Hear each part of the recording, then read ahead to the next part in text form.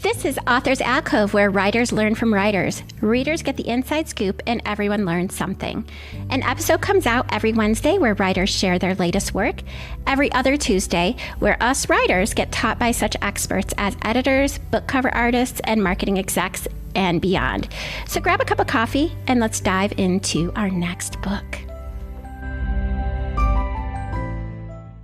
Welcome to Author's Alcove. I am your host, Agnes Wolf. Today I have Rebecca Hartwell. She's the author of Heart of Flame, which is in the Unlock series.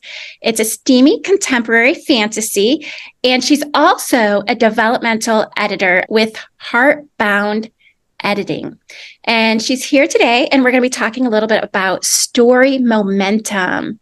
Thank you for joining us, Rebecca. Thank you for having me. I'm happy to be here. Do you mind just sharing a little bit about yourself and your background in editing? Sure. So I live in Maine with 2 cats. Here's one of them. And I've always been a voracious reader, particularly in fantasy. I was homeschooled, so a big part of my education was just tons and tons of reading.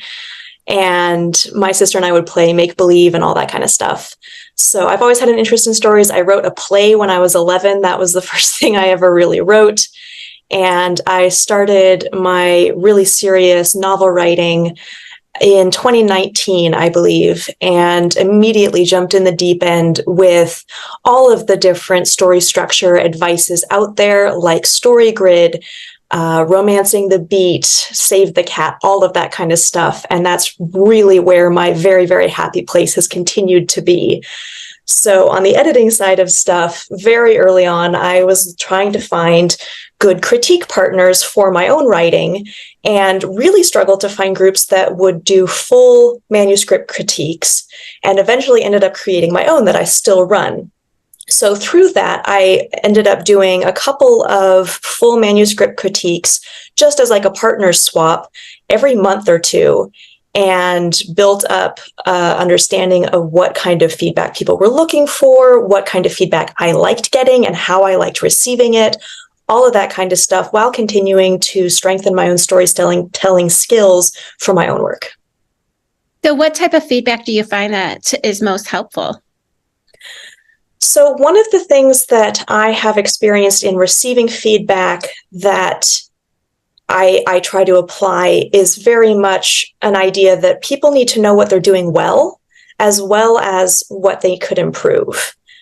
And one of the things that I really put effort into on that is pointing out, hey, you have this issue throughout the book. Here are some examples.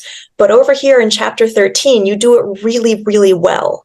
So let me break down for you why you're doing it really well here, what makes this good, so that you can take your own work that you did that well with and then apply it to the other places where that needs some strengthening. I love that. I really think that's very powerful. So one of the things that I know myself that I've had trouble understanding is, what are the different type of editors? Like, I know there's developmental editors, there's copy editors, there's line editors. What are they and how are they different? So essentially, the different levels of editors are for different layers of the story. And I know this can gross some people out, but I really like looking at the story as a body. So you have the story structure. So, beginning, middle, end at the very basic as the spine of the story. And developmental editors are looking at the skeleton. Developmental editors are looking at what scenes are there, how they're ordered, what happens in a scene, how character arcs develop, and if there's a satisfying conclusion, all of that kind of stuff that would still be relevant even if you were telling the story as a 5-minute elevator pitch. That's what a developmental editor does. And they can also be called a content editor, a story editor, macro editor, all that kind of stuff. So once you have the skeleton figured out, then that's when you would move on to a line editor, which would be sort of the flesh of the story. They're going to be looking at the paragraph and page level to make sure that the way that you're describing the event happening in the scene is the strongest it can be. And then you have things like a copy editor, who is looking at the skin. They are polishing off typos, they are polishing off punctuation and grammar, all that stuff. And then a proofreader who is essentially like the makeup stage to make sure that the copy editor got everything right. I did not know the little ins and outs of each one. And so I kind of had a vague idea. I'm like, okay, so a developmental editor is first, like that's all I knew. I did not know like the ins and outs. Thank you very much. But we actually wanted to talk a little bit about story momentum. And I know that one of the key parts of story momentum is actually the beginning. So what are some keys to have in your opening scene? So there's a term that gets thrown around and it's in medias res, and it basically means to start in the action. And my favorite advice around that I like to give folks if I feel like their beginning needs a little bit of work is to open with something going wrong. It can be small, and if it is, just make sure that it's the first symptom for the bigger bad thing that's going to kind of kick off the whole story. Or, if your story is just more character-based rather than like an action or a big fantasy or something like that, you can just focus on the character, but it still needs to be showing how that character is dealing with getting thrown off balance in some way. So my recommendation for a good momentum opening is have something go wrong, even if it's small, show how the character is dealing with that, and then show some future event. It can be a mention, it can be planning, it can be wanting to avoid getting to that point that is going to pull the reader to see, okay, well, how do they deal with the competition when they get there? Okay, well, what's going to happen when they finally go on this vacation they're dreading? That kind of stuff. So what would be some common errors that people would make in their opening scene? Setting the scene before you do something interesting. I see this a lot, and I've definitely been guilty of this in my earlier work, which thankfully another developmental editor helped me fix, is just establishing, okay, this is the room, and this is the time of year, and this is the color of the curtains, and this is the protagonist, and what he looks like, and what he's thinking and feeling, and what he's eating, and then maybe something happens. It is a much, much better way to approach a first scene to use the example of the first book in my series, my protagonist, like the first line in the book in the series is that my protagonist drops a crucible of molten lead and almost kills herself. So it's much more interesting if you open with something unexpected, something that is happening, an action that is being done, or just something really unexpected and weird that the reader is going to have to go, wait, what? So once you've written a good beginning, what are some good ways to keep in mind to keep good pacing throughout your novel? So the number one piece of advice that I can't take credit for, I've just picked it up, is arrive late and leave early. And this is fantastic advice at all levels of story, from global to act to scene, all of it. You want to arrive at that moment as late as possible to not skip the most interesting part. You want to arrive right up against that line, and you want to leave the moment that scene has done what it needs to do. So using that and using a cause and effect chain, which just strengthens a story, you're going to keep a reader wanting to see what happens next. You're going to keep the reader feeling invested in the story because they will have this cause and effect chain knowing, okay, well, this thing changed in this scene. That's going to have effect. I want to see what they are. So I love that description because that gives a really good visual of what I'm trying to do in my scenes. Because sometimes I think I either start too soon or I have it go on. And then when I'm going to like rereading, and then I'm like, okay, edit out, because it's like just fluff. But how do you handle transitions between scenes? That's a great question. So my number one piece of advice there I've found the most graspable for the clients that I've worked with is to just pay attention. Go pick your favorite novel off the shelf and pay attention to how they do it, because it's one of those things that I think gets internalized better than it gets, what's the word I'm looking for? analyzed. So some pieces of advice are: make sure that in the last couple of paragraphs, there's some mention of something that's coming. Like I said with the beginning of the book, you want to have a mention of, okay, well, they've had the big, argument, if it's a romance, and now the protagonist is stepping away. And a mistake that some people can make is she just steps away. If you add just a couple more words to say she steps away to go prepare her meals for lunch tomorrow where she's going to have to see this guy again, anything that kind of just hints at there's going to be something else that happens to her, there's going to be something else that she does or has to deal with, anything to look forward at the next chapter or even 5 chapters ahead. If there's any little note at the end of a chapter of look past the beginning of the next chapter, and then obviously you need to start the next chapter in an interesting way, like I said with the beginning of a book, then you're going to have really good momentum all the way through and good chapter transitions. I think that you just hit on, like, my next question was going to be, what are some good ways to build tension or suspense? And I think that actually is a good way. Are there any other suggestions you would have to build that? Absolutely. And this is one of my favorite topics to talk about with editing and with my clients. There are so many ways that authors can build that momentum, that tension and suspense. And there is one that I see almost all first-time authors do that I'm going to warn you away from, and that is using mystery. Please do not use mystery unless you really know how to do it, or unless you are writing a mystery. And I, again, am totally guilty of this in my early stories. There is this really easy assumption to make that if you leave the reader with lots of questions, that's going to pull them forward in the story. And that is about 5% as much true as people think it is. So some of my other suggestions are having that thing in the future that can create tension and suspense. If you're looking forward to a competition, if you're writing that kind of story, that's tension between the protagonist and the other people who are going to be competing. If you're looking forward to an event that you really are not looking forward to, or that has high stakes, that's suspense.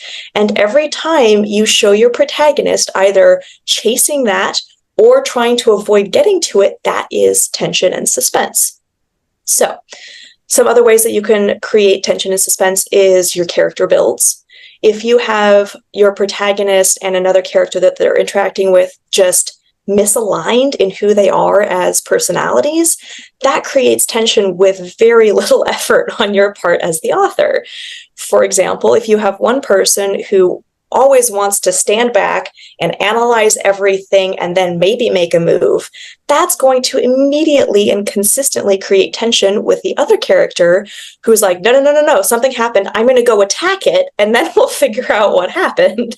So that just having your characters set up misaligned with each other, having your world set up misaligned with the character, all of this can create really great suspense and tension without risking the confusion and frustration that I often end up having to coach authors through when they're just trying to use that withholding of information for mystery. That is one big error that a lot of people make. What are some other errors that people make when they're creating a scene? So I think the number one error that I see so often is just that a scene doesn't have a core event. To elaborate a little bit, a core event should be, if you've finished the book and you're thinking back on it, not checking notes, not anything, you should be able to say, oh, chapter 37 is where they found the sword. Or chapter 12 is where she fell down the hill and ended up in the hospital. There should be something that you can say about every chapter in or scene in that little succinct one sentence format of, this is the chapter where this thing happens. Now you can get deeper into that, like having requirements of it has to move the story forward.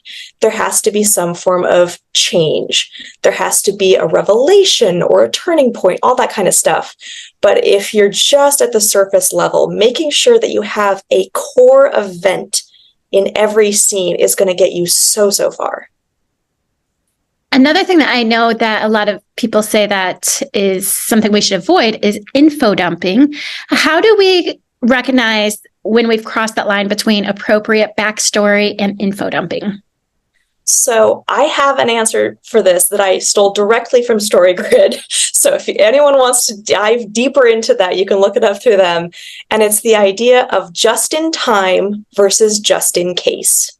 And they personify this as two people, but it works at the surface level as well. Essentially, info dumping is when you are providing information just in case the reader needs it later. When you are using the just in case or just in time approach, it reads seamlessly and there's no sense of info dump or anything like that because it's relevant right then. So I think that relevance is really the key decider between info dump and not info dump. So to give an example, if you want to talk about your protagonist's backstory, info dump would be just narrating it, so telling the reader about it using the author voice. Info dump would be, oh, well, the protagonist is just going to wander off into these reminiscences for no particular reason. But it's not info dump if, for example, the protagonist sees their ex and has a reaction and is processing it or is explaining why they're having this reaction to the person that they're there with. So it's very much that just in case is info dump, just in time is interesting. I love that. I love that explanation. I have never thought of it that way, but I know that I often struggle with, okay, when do I share this information? And I guess that makes sense, just in time, because there's one particular part in my current work in progress that I'm not sure when to introduce this idea into, but I like that, just in time. I like that. I know that a lot of people have trouble understanding the difference between action and thinking and having a balance between action and thinking. What are some common mistakes people do as they're trying to build action, but also allow you to see the inner dialogue as well? Well, first of all, this connects nicely to my last point of having things come up when they need to and not when they don't need to is part of that. With the action and the thinking and trying to balance all of that, one good piece of advice that I've picked up is just be careful where you are providing the information needed to make the action make sense. Because in an action scene, you don't want to describe the fight is starting and then you take a paragraph to explain why they're fighting and then they get back to the fighting. You really want to try to structure those scenes or those chapters so that you have setup. Again, not too info dumpy, but you want to push the setup to before or after the action and leave that action with as little interruption as possible. You really want to keep the action playing in real time. So if you're reading it, you're picturing it like a movie in your head, and you want to try to keep action where you want it to feel fast-paced and really actiony, having no breaks in that time flow continuity. Does that answer your question? Definitely. Yes, definitely. I have a particular scene. I was like, I could sharpen it up by like taking out some stuff, like as you're talking, I'm like thinking about that. So what is the most effective way to use dialogue? Since we talked about thinking, the most effective way to use dialogue, and what errors do people often do when they make dialogue? So I think dialogue is one of the areas where you're likely to benefit the most from just closing your eyes and trying to put yourself into that scenario, into that person's head, into that room, that conversation, whatever it is. The most common issue that I see with dialogue is simply that it doesn't read true, either to that specific character's build, which is its own topic, or just to how humans communicate. Like, humans have certain patterns. Anyone who is socialized around other humans, we have this instinctual understanding of how humans communicate. And a big part of that is we use nonverbal communication. And I know this is a podcast, so you can't see me, but I talk with my hands a lot, and I do a lot with my face, and I'm gesturing, and I'm, even on the podcast, I'm sure you can hear the difference between when I'm smiling and talking and when I'm not smiling and talking. And it's really hard to sometimes get all of that nuance into a story without it just becoming a brick. But having some moment of stepping back and trying to separate from the fact that this is a story and actually imagine having this conversation can be really important to catching those moments where you're like, wait, that sounds weird. And then just fixing it up until it sounds like an actual human talking.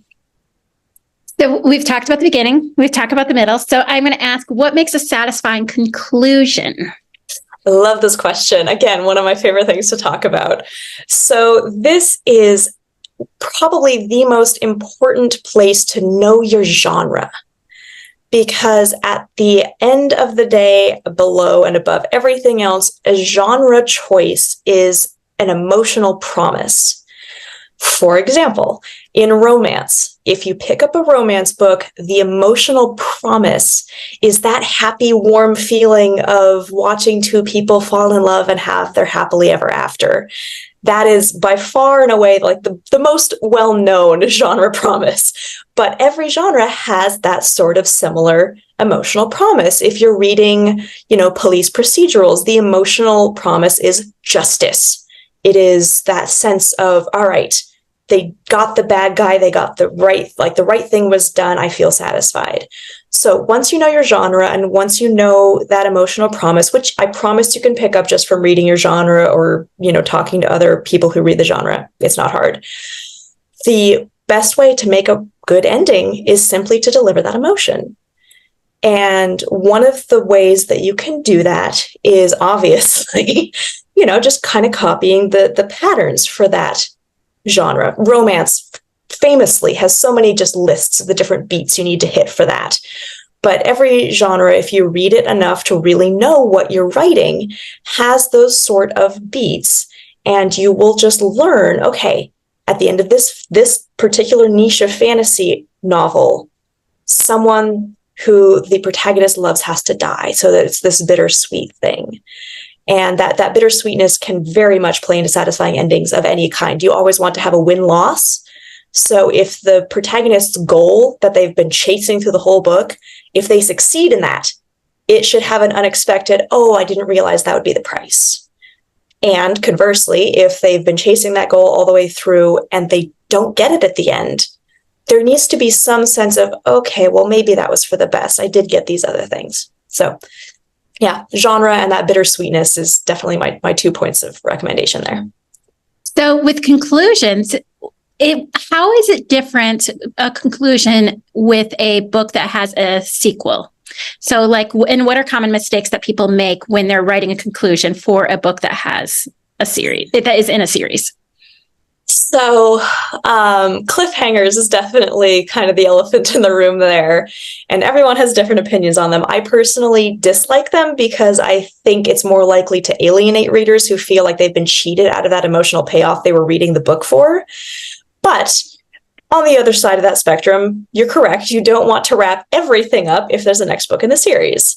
So my recommendation on that, which seems to be echoed from my peers, is essentially you want to close off the loops that were central to that book, but make sure that you leave a couple nice big ones open for the overarching story or for other characters.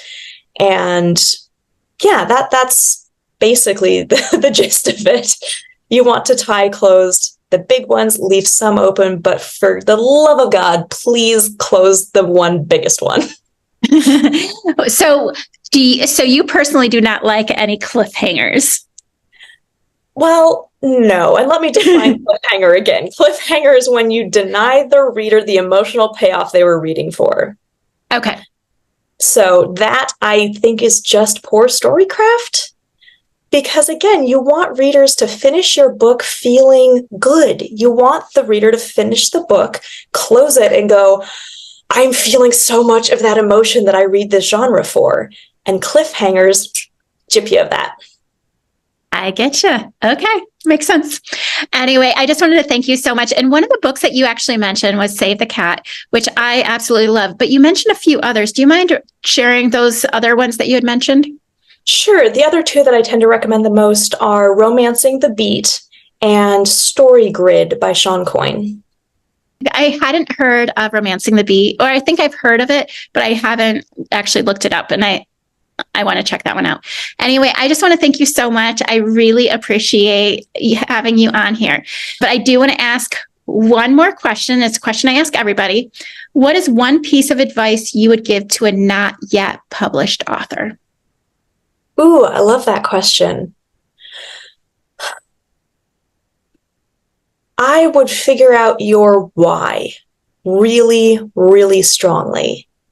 Are you writing for yourself just because this story has been in you and you want to get it written down so that it exists outside of your heart? Are you writing for friends and family because you want them to have access to be able to see this part of yourself? Are you writing for fame? Are you writing for fortune? Are you a one-time wonder, or are you wanting to make this like a series career thing? Are you writing because you want to make a living from it? Are you writing because you want people to know the inner workings of your brain? Know your why. Write it down, put it on a sticky note, and use that as your razor for making decisions, like your filter. Anytime that you're looking at getting editing or getting an agent, querying, looking at the indie path, all of that kind of stuff, always check it past your why and make sure that you're making the right choice for what your core goal is, because it can be so easy to lose sight of that. I love that you're the very first person who has mentioned that particular one. And that makes me so excited whenever I ask a question, you guys give me something I have not yet thought of. Anyway, again, thank you so much for joining me. I really appreciate it. Also, I want to make sure that our audience knows where to find you if they're interested in your services. So who is your ideal client and where can they find you? So I love working with all fantasy, romance, and historical writers. Those are my three genres. I love it when they overlap. Like my favorite are romantic historical fantasies.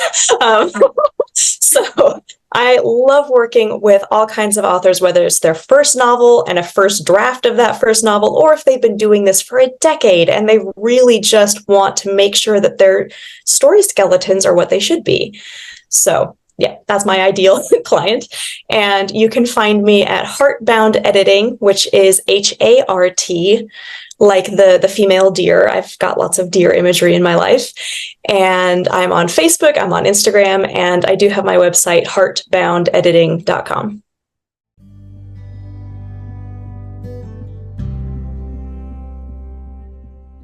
Thank you so much for listening to today's episode of Author's Alcove. We will be back next week on Wednesday, where we will have a writer share yet another piece of work. Also, every other Tuesday, we do learn from experts such as editors, marketing execs, book cover artists, illustrators, and more. If you are interested in being a guest on our show, feel free to go to authorsalcove.com, go to the podcast tab, and then click on Be a Guest. If you're looking for a healed heart, hop on over to our sister podcast, Strength, Love, and Healing with Authors Alcove.